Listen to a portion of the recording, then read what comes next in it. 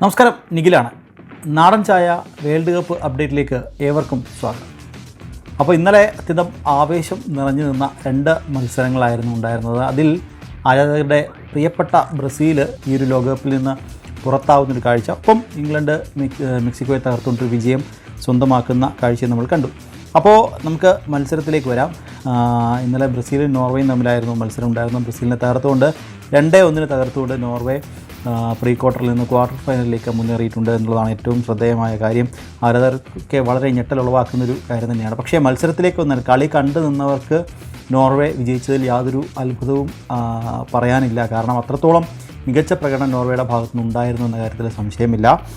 ഇനി നമുക്ക് മത്സരത്തിലേക്ക് വന്നു കഴിഞ്ഞാൽ 79-90 മിനിറ്റുകളിലാണ് നോർവേ ഗോൾ നേടുന്നത്. അപ്പോൾ ആദ്യ പകുതി ഗോൾ രഹിതമായിരുന്നു. അതായത് 78-ാം മിനിറ്റ് വരെ മത്സരം ഗോൾ രഹിതമായിരുന്നു എന്ന് പറയാം. പക്ഷേ കിട്ടിയ അവസരങ്ങൾ മുതലാക്കുന്നതിൽ ഒരു പരിധിവരെ നോർവേ വിജയിച്ചപ്പോൾ ബ്രസീലിന് അത് മുതലാക്കാൻ സാധിച്ചില്ല എന്നുള്ളതാണ് ഏറ്റവും ശ്രദ്ധേയപരമായി ഇന്നലത്തെ മത്സരത്തിൽ എടുത്തു പറയാനുള്ളത്. അപ്പോൾ മത്സരത്തിൻ്റെ 79-ാം മിനിറ്റിൽ ഹാലണ്ട് ഒരു മനോഹരമായ ഹെഡറിലൂടെ ഹാലണ്ട് ഒരു ഗോൾ നേടുന്നു. 90-ാം മിനിറ്റിൽ കിട്ടിയ ഒരു ചാൻസ് കൃത്യമായി വളരെ മനോഹരമായി ഹാലണ്ട് വീണ്ടും ഗോൾ വലയിലേക്ക് എത്തിക്കുന്ന കാഴ്ച നമുക്ക് കാണാൻ സാധിച്ചു. 90 മിനിറ്റ് കഴിഞ്ഞപ്പോൾ കിട്ടിയ ആ ഒരു പെനാൽറ്റി, ആ പെനാൽറ്റി നെയ്മർ ആ പെനാൽറ്റി എടുക്കുകയും അത് ഗോളാക്കുകയും ചെയ്തു. അങ്ങനെ നെയ്മറിൻ്റെ കരിയറിലെ അവസാന മത്സരത്തിൽ ഇന്നലത്തെ മത്സരത്തോടെ നെയ്മർ ഇവിടെ പറഞ്ഞു അവസാന മത്സരത്തിൽ ഒരു ഗോൾ നേടാൻ നെയ്മറിന് സാധിച്ചു എന്നുള്ളത് ഒരു ശ്രദ്ധേയമായ കാര്യമാണ്. ആദ്യ പകുതിയിൽ ബ്രസീലിനായിരുന്നു കൂടുതൽ പന്ത് കൈവശം വെച്ചത്. ബ്രസീലായിരുന്നു. വിനീഷ്യസ് ജൂനിയറും റോഡ്രിഗോയും നിരവധി അവസരങ്ങൾ സൃഷ്ടിച്ചു. പക്ഷേ അതൊന്നും ഗോൾ കീപ്പർ പോസ്റ്റിലേക്ക് കയറ്റിയില്ല എന്നുള്ളതാണ് എടുത്തു പറയേണ്ടത്. ഇന്നലെ നോർവേയുടെ ഗോൾ കീപ്പറുടെ പ്രകടനം തന്നെയാണ് എന്ന കാര്യത്തിൽ യാതൊരു സംശയവുമില്ല. കാരണം മത്സരത്തിൻ്റെ തുടക്കത്തിൽ തന്നെ കിട്ടിയ 14-ാം മിനിറ്റിൽ കിട്ടിയ ആ ഒരു പെനാൽറ്റി പോലും ബ്രസീലിന് മുതലാക്കാൻ സാധിച്ചില്ല. അത്രത്തോളം മികച്ച പ്രകടനം ഈ ഒരു നോർവേയുടെ ഗോൾ കീപ്പറുടെ ഭാഗത്തുനിന്ന് ഉണ്ടായി എന്ന കാര്യത്തിൽ സംശയമില്ല. ഒപ്പം അതുമാത്രമല്ല, പല മനോഹരമായ ഷോട്ടുകൾ പോലും അവരുടെ പോസ്റ്റിലേക്ക് കയറുന്നത് കൃത്യമായി ഗോൾ കീപ്പർ തടഞ്ഞു എന്നുള്ളതാണ്. ഒപ്പം ഒരു പ്രതിരോധത്തിൽ ഊന്നിയുള്ള ഒരു മനോഹരമായ കളി തന്നെ ആയിരുന്നു നോർവേയുടേത് എന്ന കാര്യത്തിൽ സംശയമില്ല. 79-ാം മിനിറ്റിലും 90-ാം മിനിറ്റിലുമാണ് എന്തായാലും ഈ രണ്ട് ഗോളുകൾ ഹാലണ്ട് നേടുന്നത്. 90-ാം മിനിറ്റ് കഴിഞ്ഞുള്ള അധിക സമയത്ത് നെയ്മർ ബ്രസീലിന് വേണ്ടി ഒരു ആശ്വാസ ഗോൾ നേടുന്ന കാഴ്ച. ബ്രസീലിൻ്റെ ഭാഗത്തേക്ക് നിന്നാൽ മത്സരത്തിൽ 60% പന്തുകൾ കൈവശം വെച്ചത് ബ്രസീലായിരുന്നു എന്ന് പറയാം. പക്ഷേ കിട്ടിയ അവസരങ്ങൾ അത് മുതലാക്കാൻ അവർക്ക് സാധിച്ചില്ല. നിരവധി അവസരങ്ങൾ അവർക്കുണ്ടായിരുന്നു, പക്ഷേ അതൊന്നും ഫിനിഷ് ചെയ്യാൻ അവർക്ക് സാധിച്ചില്ല എന്നുള്ളതാണ്. ഒപ്പം പ്രതിരോധത്തിലെ ചെറിയ ചില പിഴവുകൾ അത് വലിയ വില അവർക്ക് നൽകേണ്ടി വന്നു എന്ന കാര്യത്തിൽ സംശയമില്ല. മത്സരത്തിന് മുൻപ് പറഞ്ഞൊരു കാര്യമുണ്ട്, ഹാലണ്ടിനെ എങ്ങനെ പൂട്ടാൻ അവർക്ക് സാധിക്കുന്നു അതായിരിക്കും മത്സരത്തിൽ നിർണായകം എന്നുള്ളത്. ഹാലണ്ട് ആദ്യ മിനിറ്റുകളിലൊക്കെ അല്ലെങ്കിൽ ആദ്യ പകുതിയിലൊക്കെ നോക്കിയാൽ വളരെ കുറച്ച് സമയം മാത്രമാണ് ഹാലണ്ടിൻ്റെ കയ്യിലേക്ക് പന്ത് എത്തിയത്. അത് തടയാനോ അല്ലെങ്കിൽ ഹാലണ്ടിനെ കൃത്യമായി മാർക്ക് ചെയ്യുന്നതിനൊക്കെ ഒരു പരിധി വരെ ബ്രസീൽ ആദ്യ പകുതിയിലൊക്കെ വിജയിച്ചിരുന്നു. പക്ഷേ എവിടെയൊക്കെയോ അതൊന്ന് പാളിയോ ആ നിമിഷമൊക്കെ, അതായത് ഹാലണ്ടിൻ്റെ കയ്യിലേക്ക് കൃത്യമായി പന്ത് എപ്പോഴൊക്കെ എത്തിയോ ഹാലണ്ട് അത് കൃത്യമായി മുതലാക്കാൻ ശ്രമിച്ചു, അല്ലെങ്കിൽ അതിൽ 2 എണ്ണം കൃത്യമായി വിജയിച്ചു എന്ന് പറയാം. നോർവേയുടെ കാര്യത്തിലേക്ക് വന്നു കഴിഞ്ഞാൽ ഒരു കോമ്പാക്ട് ഡിഫൻസ് ആയിരുന്നു അവർക്കുണ്ടായിരുന്നത്. ഒരു ക്ലിനിക്കലായിട്ടുള്ള കൗണ്ടർ അറ്റാക്ക്, അതായത് വന്നാൽ അത് കൃത്യമായി എടുത്ത് കൊണ്ടുപോകുന്നതിലുള്ള അവരുടെ ഒരു കൗണ്ടർ അറ്റാക്കും അത് എടുത്ത് പറയേണ്ട കാര്യമാണ്. അപ്പം ഈ ഹാലണ്ടിൻ്റെ ഫിനിഷിങ് അത് മത്സരത്തിലെ നിർണായകമായി സ്വാധീനമായി മാറിയിരുന്നു. 2 ഗോളുകൾ നേടിയ ഹാലണ്ട് തന്നെയാണ് കളിയിലെ താരമായി മാറിയത്. അപ്പോൾ ഈ വിജയത്തോടുകൂടി എന്തായാലും നോർവേ പ്രീ ക്വാർട്ടറിൽ നിന്ന് ക്വാർട്ടറിലേക്ക് മുന്നേറുന്നു. ബ്രസീൽ ഒരു പ്രീ ക്വാർട്ടറിൽ നിന്ന് ക്വാർട്ടർ ഫൈനൽ കാണാതെ പുറത്താകുന്നൊരു കാഴ്ച തന്നെ കാണാൻ സാധിച്ചു. ഇന്നലത്തെ 2ാം മത്സരം മെക്സിക്കോയും ഇംഗ്ലണ്ടും തമ്മിലുള്ള ഒരു പോരാട്ടമായിരുന്നു. 2-3 ഇംഗ്ലണ്ട് വിജയിക്കുന്ന കാഴ്ച നമ്മൾ കണ്ടു. അതിലെടുത്തു പറയേണ്ടത് ഈ ഒരു മത്സരത്തിൻ്റെ 2 ഗോളുകൾ, ഇംഗ്ലണ്ട് 2 ഗോളുകൾ പിറന്നതാണ്.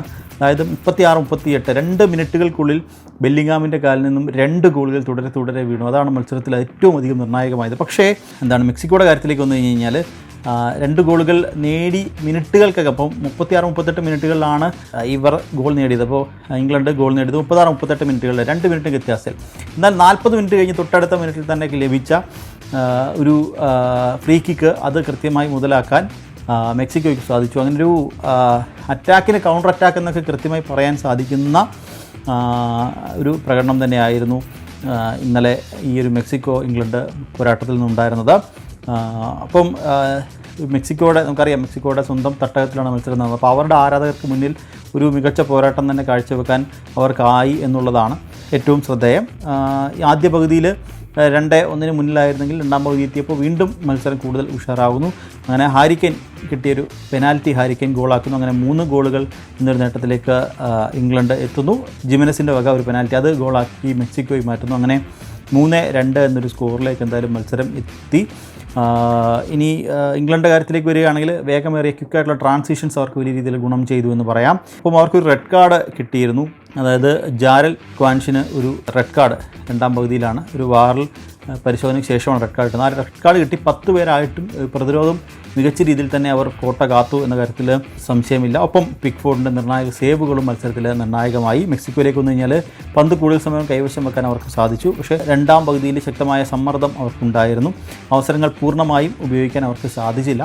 ഇന്നലത്തെ മത്സരത്തിൽ 2 ഗോളുകൾ നേടി ജൂഡ് ബെല്ലിംഗാം തന്നെയാണ് കളിയിലെ താരമായി മാറുന്നത്. നേരത്തെ പറഞ്ഞതുപോലെ 2 മിനിറ്റിനുള്ളിൽ, 2 മിനിറ്റ് എന്ന് പറയാൻ സാധിക്കില്ല, കൃത്യമായി പറഞ്ഞാൽ 98 സെക്കൻഡിനുള്ളിൽ 2 ഗോളുകളാണ് ബെല്ലിംഗാം ഇന്നലെ ഇംഗ്ലണ്ടിന് വേണ്ടി നേടിയത്. ആ ഗോളുകളാണ് എന്തായാലും മത്സരത്തിൽ ഇന്നലെ നിർണായകമായി മാറിയത്. അപ്പോൾ നമ്മൾ ഇന്നലത്തെ 2 പോരാട്ടങ്ങൾ, 2 മത്സരങ്ങൾ വിജയിച്ച് 2 ടീമുകൾ എന്തായാലും ക്വാർട്ടർ ഫൈനലിലേക്ക് മുന്നേറി ഇവർ നേർക്കുനേർ വരും.